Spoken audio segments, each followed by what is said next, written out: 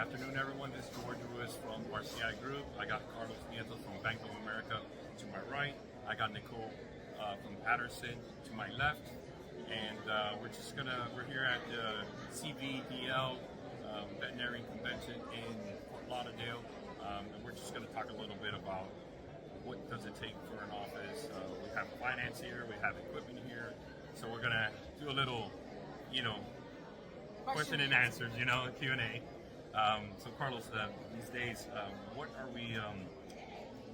what's the limit that you have for startups, and what is the interest rate that you're seeing on an average?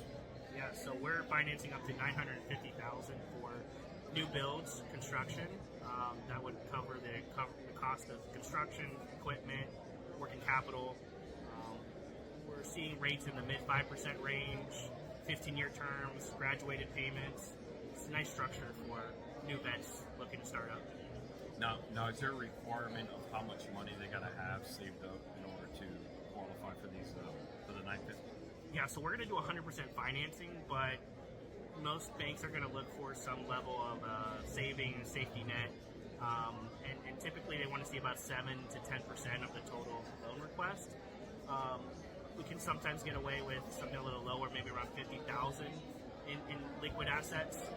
We're looking for any accounts in your bank account, but we also look at non-retirement stock accounts as well. Good.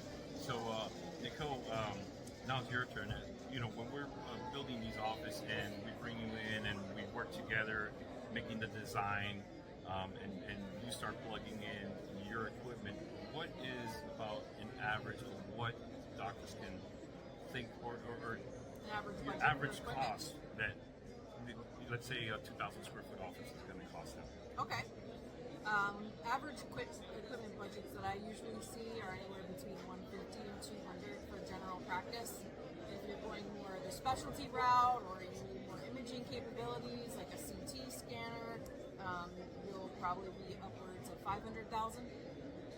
But if you are just a general practice, 2,000 square feet, I'd say you can get away with about $175 in equipment. So, and that includes the cages, the lights? Yep, cages, kennel runs, lights, dental machine, imaging, all of your small equipment, autoclave, vessel sealing, maybe a little ultrasound. I get a lot of doctors asking me an average cost of just an X-ray machine. What are you seeing out there in the market? And then like something like MyVet or something like that. Yeah. What are you typically seeing? So we have multiple X-ray options. One of the least expensive X-ray machines we have is the MyVet unit. The benefit of that is it also has a 110 volt outlet. So if the new facility doesn't have the proper electricity to support an X-ray machine that is a 240 volt, or the building doesn't have the proper amperage, then we can have the same digital X-ray quality with less electric load. Yeah, so that's a good point that she touched there.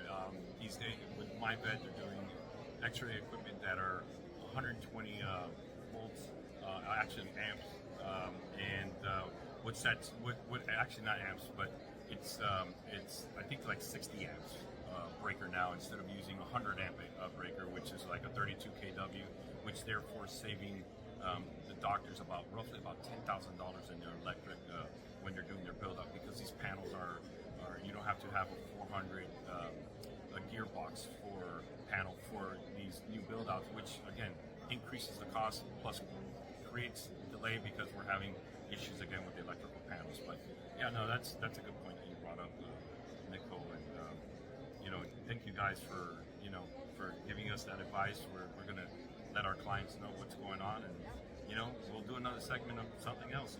Thank you for being a good partner. All right, thank you guys. George Have a Ruiz. great day.